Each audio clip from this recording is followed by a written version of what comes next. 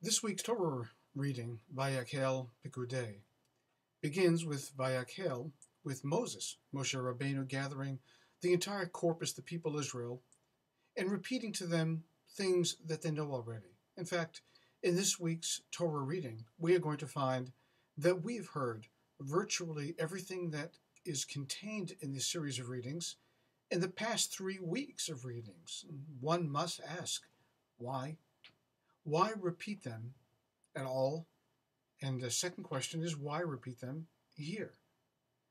And perhaps it has something to do with what the Bnei Israel, what the children of Israel are charged with doing: building a tabernacle, creating a dwelling place for God in the wilderness. Of course, God doesn't need a dwelling place. God's footstool, as the psalmist says, is the earth.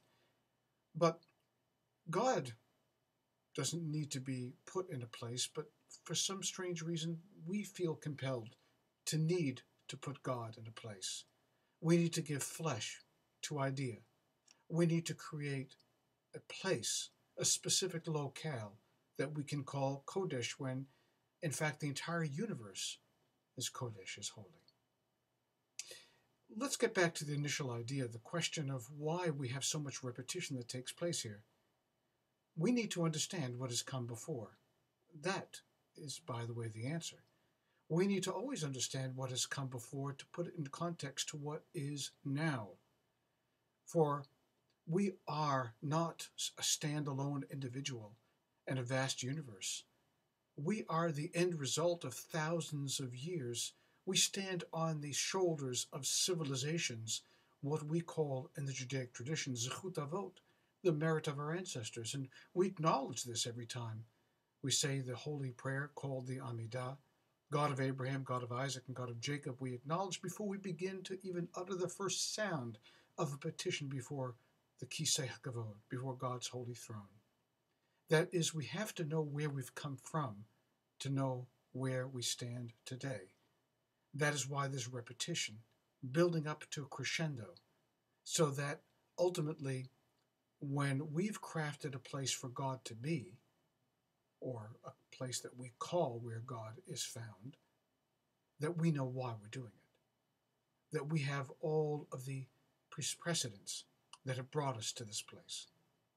And some of the great thinkers of the past have also pointed out to the first word of the Sidra, Vayakhel, Moses assembled the Jewish nation, that Moses assembled them to deliberately tell them why they were there, what they were doing, and the precedent for their actions.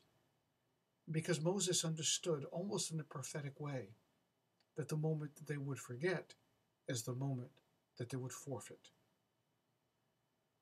In his mind, and in the mind of the great sages of the past, why the great temple of Jerusalem was destroyed was because they forgot, because of Sinat Chinam, because they just became petty, fighting over things that were vile, worthless, insignificant, because they forgot where they came from. So maybe the glorious lesson to be gleaned from this week's Torah portion is quite simple. You can't know where you're going unless you know where you've come from. So every now and again, we have to look back into the pages of the past, remind ourselves of who we are, what our name is, what our ancestry is, and then we have a better understanding of where our feet lay now and where they should best travel to from here on. Shabbat Shalom.